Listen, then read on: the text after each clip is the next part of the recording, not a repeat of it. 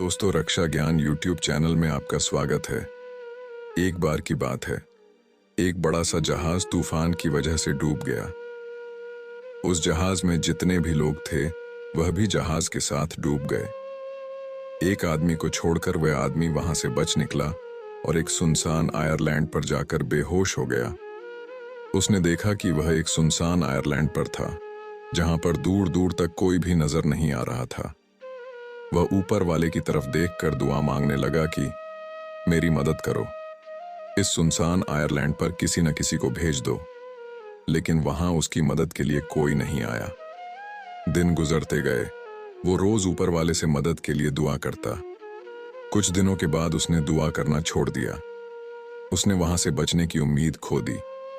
उसका सब्र टूट चुका था। तभी उसने लकड़ियां इकट्ठा की और उनसे एक टेंट बनाया। उसने नारियल के झाड़ से बहुत सारे नारियल तोड़े और खाने के लिए मछलियां पकाने लगा। 15 से 20 दिन गुजर चुके थे। उस आदमी ने वहां से निकलने की पूरी उम्मीद खो दी थी। इसीलिए उसने तकरीबन 20 दिन की मेहनत के बाद वहीं पर लकड़ियों का एक घर बना लिया था।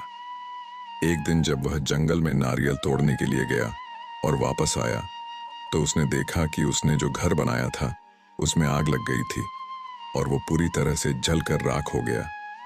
तभी उसने ऊपर वाले की तरफ देखा और कहने लगा कि मैंने आपसे मदद मांगी तो आपने मेरी मदद नहीं की। जब मैंने रहने के लिए घर बनाया तो आपने उसे भी जला दिया। वह आदमी सारी रात ऊपर वाले को कोसता रहा और वहीं सो गया। जब वह सुबह उठा तो उसने देखा कि एक बहुत बड़ा जहाज उस आयरलैंड के किनारे पर खड़ा हुआ है। वह यह देखकर बहुत खुश हो गया और तुरंत जहाज पर चढ़ गया।